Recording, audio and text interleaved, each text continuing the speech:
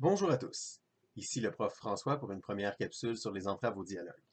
Comme nous en parlions en classe, vous savez déjà qu'une entrave au dialogue est une stratégie discursive permettant de composer facilement des arguments ayant un poids relativement faible dans un argumentaire. En les reconnaissant, vous serez néanmoins plus à même de composer des arguments plus solides par leur évitement et reconnaître les faiblesses argumentaires de la personne avec laquelle vous débattez. Quoi de mieux que d'avoir d'autres exemples expliqués pour plus facilement y arriver.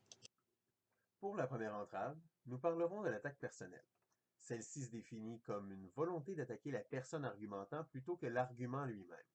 Prenez par exemple l'argument du doc Mayou dans ce segment que nous écouterons ensemble.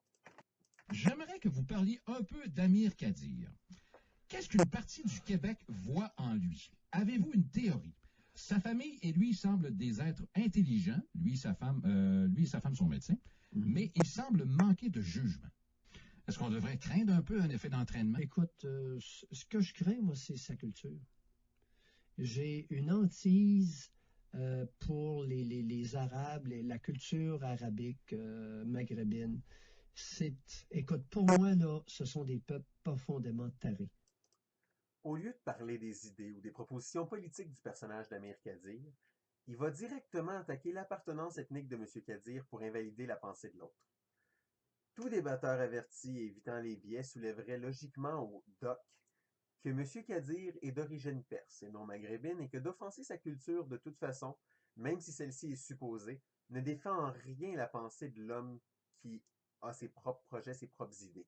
Ça laisse principalement juste l'impression que celui qui est interviewé et qui s'en va contredire M. Kadir a absolument aucun argument décent à proposer puis qui va directement avec l'attaque personnelle. Les plus aiguisés auront aussi compris qu'il ne s'agissait pas seulement d'une attaque personnelle, mais aussi d'un appel aux préjugés, qui est une autre des entraves au dialogue que nous avions vu en classe. Renvoyer à une hantise d'une autre culture correspond directement au concept de xénophobie, donc d'avoir peur de l'autre, de l'inconnu.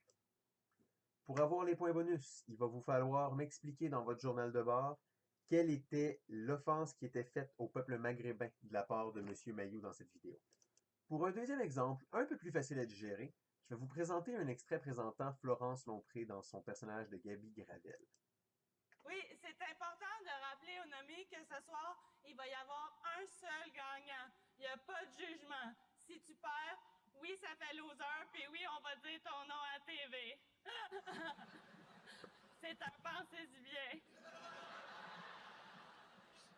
Ce que Gabi veut dire, c'est qu'une nomination en soi est un honneur. C'est ce que... Pas pantoute.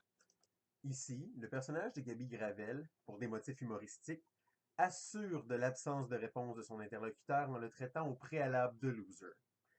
Ainsi, si le public est mal averti, qu'importe l'argument avec lequel voudrait venir s'opposer un autre individu, celui qui est visé par le titre de loser, devra se défaire de l'image de loser avant de pouvoir même proposer un contre-argument. Le tout pourrait de toute évidence être fait avec aisance en soulevant le fait qu'il s'agit justement d'une attaque personnelle et qu'elle ne peut pas se permettre de généraliser ça en traitant tout le monde de loser. C'était tout pour ce qui s'agit des attaques personnelles que nous présenterons dans cette vidéo. Dans la prochaine, nous parlerons de l'appel au clan ainsi que de l'appel à la popularité pour pouvoir défendre un argument.